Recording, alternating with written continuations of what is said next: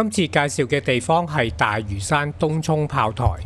30幾年前我嚟過東涌炮台影咗一輯菲林相，今日我喺城牆上同一個位置，事隔30年再影多一輯菲林相。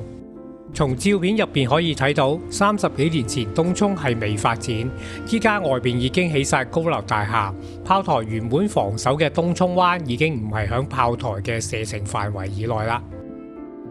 向住東涌灣嘅城牆上面有6支大炮，其中幾支保持住清晰刻紋，記錄咗大炮係響嘉慶10年正月配置，即係1805年。不過其他大炮未必係來自同一時期，有記錄顯示部分大炮係響1918年，當炮台用作警署時，響其他地方運過嚟。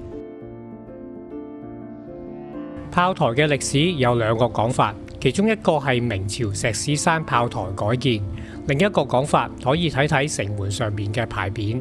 牌匾嘅右邊呢，有一行好朦朧嘅字呢，就寫住道光12年，即係1832年。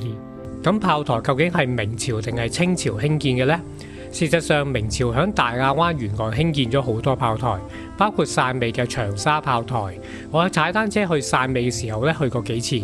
大家不妨對比一下東涌炮台同埋明朝興建嘅長沙炮台，喺結構同埋佈局上有啲乜嘢相異之處呢？判斷一下究竟東涌炮台其實係嚟自邊一個年代。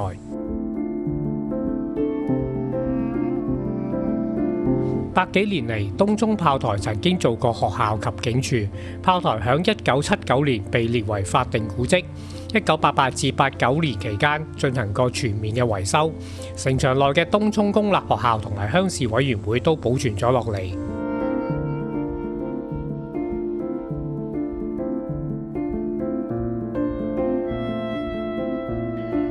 同香港其他嘅景點比較起嚟，東涌炮台有一個好特別嘅地方就係大家睇下佢嘅圍牆呢，最少都有成3-4米高。如果你伸隻腳出去呢，都幾驚嚇嘅。以香港政府咁保守、咁怕死嘅做法呢，冇理由冇加圍欄嘅。東涌炮台竟然係可以呈現翻以前100幾年前嘅情景呢，以香港嚟講呢，就非常之難能可貴，值得一讚。對於了解翻炮台嘅歷史或者類似所謂嘅鎖城啊、圍城嘅歷史嚟講呢，冇圍欄呢係的確係一件好事嚟嘅。